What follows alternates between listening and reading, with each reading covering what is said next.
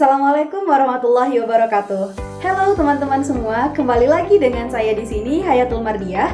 Di video kali ini kita akan membahas mengenai konsep dasar dan ruang lingkup administrasi pendidikan.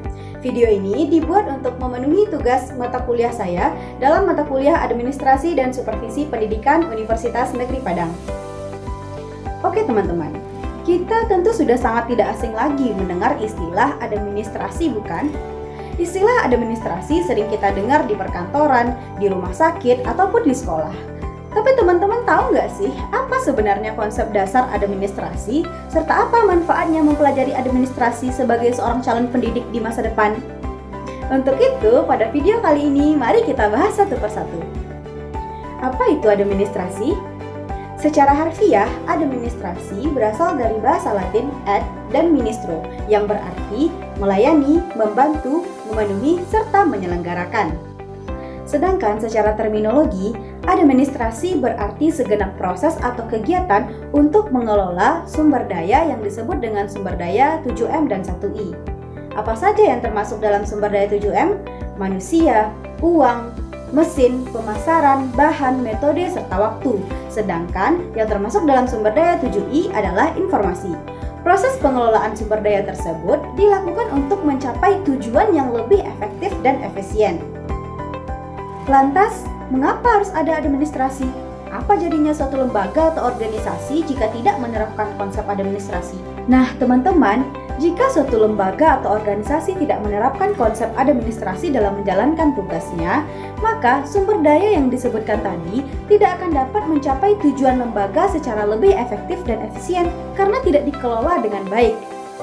Sehingga sumber daya tersebut hanya akan menjadi sebuah momok, bahkan menjadi bom waktu yang sewaktu-waktu bisa saja meledak dan menghancurkan lembaga tersebut.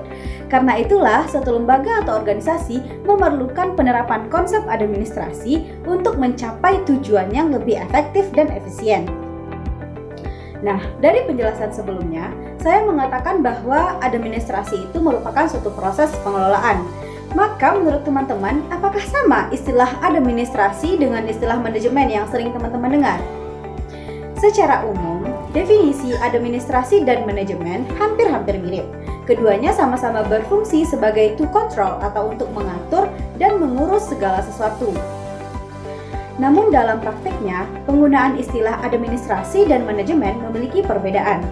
Istilah administrasi lebih cocok digunakan untuk lembaga pemerintahan yang tidak mencari keuntungan atau non-profit oriented dan lebih mengutamakan kepentingan sosial, contohnya rumah sakit, kantor camat, kantor KUA, dan lain-lain. Sebaliknya, istilah manajemen lebih sesuai digunakan untuk lembaga swasta yang mencari dan mengutamakan keuntungan komersil atau profit oriented.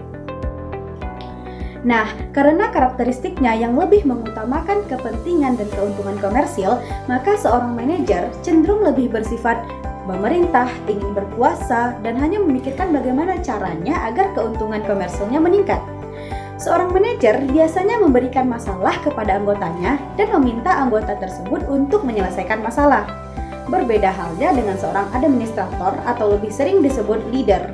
Seorang administrator seharusnya tidak bersifat memerintah, melainkan melatih, membimbing, dan mencari solusi bersama-sama untuk mencapai tujuan yang efektif dan efisien.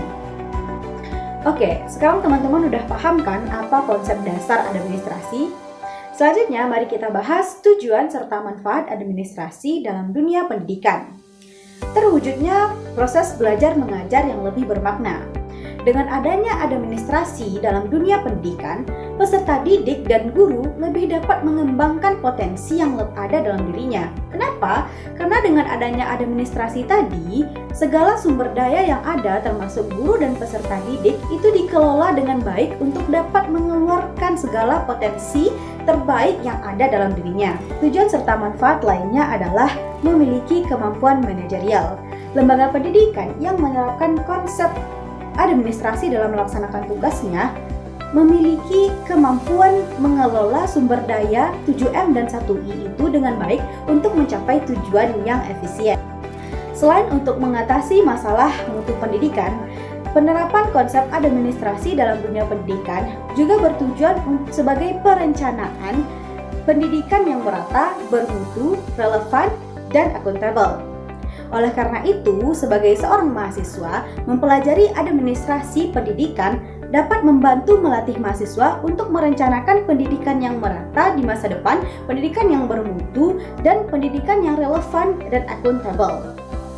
Tujuan dan manfaat penerapan administrasi dalam dunia pendidikan yang terakhir adalah meningkatkan citra positif pendidikan.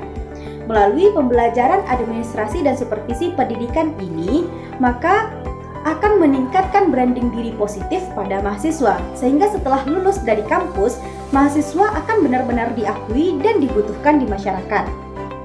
Setelah mengetahui tujuan serta manfaat administrasi dalam dunia pendidikan, selanjutnya kita bahas mengenai lingkup fungsi administrasi dalam dunia pendidikan. Menurut Hersey and Blanch, terdapat 4 lingkup fungsi administrasi atau manajemen pendidikan. Pertama, plan. Plan yaitu merencanakan segala sesuatu yang terkait dengan sumber daya 7M dan 1I. Yang kedua ada organize, yaitu bagaimana mengelola sumber daya tersebut. Yang selanjutnya ada motif, yaitu bagaimana memotivasi agar sumber daya tersebut dapat berjalan dengan efektif dan efisien. Dan yang terakhir yaitu control, yaitu untuk mengontrol atau mengatur sumber daya tersebut agar dapat mencapai tujuan yang baik. Keempat lingkup fungsi tersebut berjalan saling berkaitan dan merupakan tugas kita sebagai mahasiswa apabila kita besok masuk dalam dunia kerja dan mengelola pendidikan secara langsung, baik itu di sekolah maupun di perguruan tinggi. Jika kita berbicara mengenai administrasi, administrator, manajemen, dan manajer, tentu kita akan berbicara juga mengenai profesi.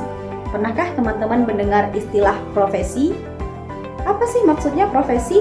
Secara etimologi, istilah profesi berasal dari bahasa Inggris yaitu profession yang berarti mengakui atau adanya pengakuan yang menyatakan mampu atau ahli dalam melakukan suatu pekerjaan. Sedangkan secara terminologi, profesi berarti suatu pekerjaan yang dalam melaksanakan tugasnya memerlukan keahlian, memerlukan teknik-teknik tertentu yang diperoleh melalui pendidikan serta pelatihan khusus dalam waktu yang cukup lama. Profesi itu berarti suatu pekerjaan yang mengharuskan, yang mempersyaratkan pelakunya untuk menempuh pendidikan tinggi. Satu konsep yang harus teman-teman ketahui, profesi adalah suatu pekerjaan, namun tidak semua pekerjaan adalah profesi. Karena profesi memiliki karakteristiknya sendiri yang membedakannya dari pekerjaan lainnya. Lantas, bagaimana ciri-ciri suatu pekerjaan layak disebut sebagai profesi? Pertama, pekerjaan tersebut harus memiliki fungsi sosial yang signifikan bagi masyarakat. Kedua, pekerjaan tersebut menuntut adanya keterampilan yang diperoleh melalui pendidikan atau pelatihan khusus yang dalam waktu yang cukup lama dan dapat dipertanggungjawabkan. Pelaku profesi harus didukung oleh disiplin ilmu tertentu dan memiliki kode etik sebagai pedoman dalam perilaku anggota profesi. Dan yang terakhir, sebagai konsekuensi dari layanan dan prestasi yang diberikan oleh pelaku profesi kepada masyarakat, maka pelaku profesi mendapatkan imbalan finansial secara pribadi dari masyarakat ataupun dari pemerintah. Last but not least, terdapat beberapa istilah yang berkaitan dengan profesi yang sering kita dengar dalam kehidupan kita sehari-hari. Pertama ada profesional. Profesional mengacu pada orang yang menyandang suatu profesi atau pelaku profesi tersebut. Selanjutnya ada profesionalisme. Profesionalisme merujuk pada sikap mental yang dimiliki oleh para pelaku profesi yang dijadikan sebagai komitmennya dalam bertindak. Dan yang terakhir ada profesionalitas. Profesionalitas itu merujuk pada kualitas sikap dan perilaku yang dimiliki oleh para anggota profesi atau pelaku profesi. Oke teman-teman, cukup sampai di sini dulu pembahasan kita pada kesempatan kali ini. Terima kasih atas perhatiannya dan mohon maaf jika ada yang salah. Sampai jumpa di lain waktu. Assalamualaikum warahmatullahi wabarakatuh.